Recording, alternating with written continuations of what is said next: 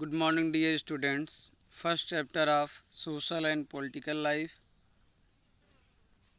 Chapter first, The Indian Constitution.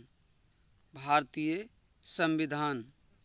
In this chapter, we are going to begin with football. इस chapter में हम एक football game के साथ प्रारंभ करने जा रहे हैं.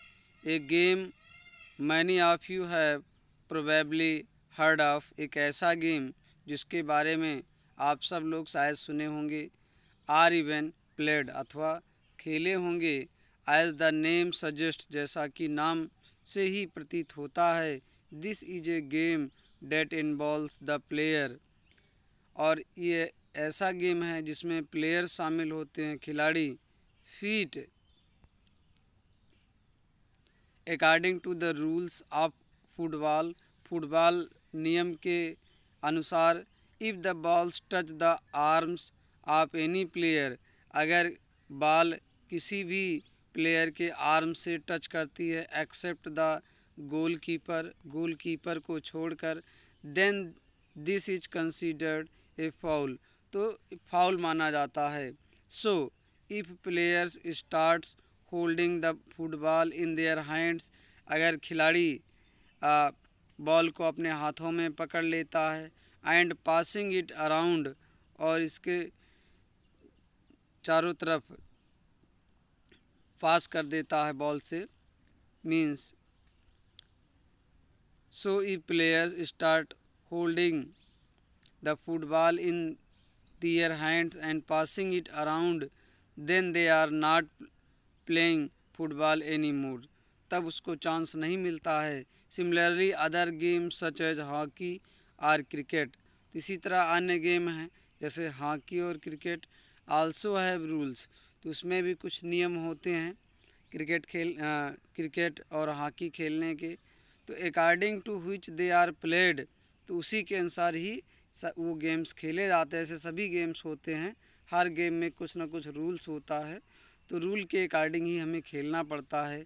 Each of these rules help define the game and help us distinguish one game from another. तो हर गेम का रूल होता है और रूल उस गेम को डिफ़ाइन करता है, इसीलिए एक गेम से दूसरा गेम अलग होता है. As these are fundamental to the game, we can also call them the constitutive rules of the game. तो इसी रूल को हम कॉन्स्टिट्यूटिव रूल्स कह सकते हैं, संवैधानिक नियम कह सकते हैं उस गेम का. Like these games a society also has constitutive rules that make it what it is and differentiate it from other kind of societies. तो जैसे हर गेम में अलग अलग तरह के रूल होते हैं, इसी तरह हर सोसाइटी को रन कराने के लिए कुछ संविधान के नियम्स होते हैं. In large societies in which different communities of people live together, these rules are formulated through consensus, and in modern countries this consensus is usually available in written form.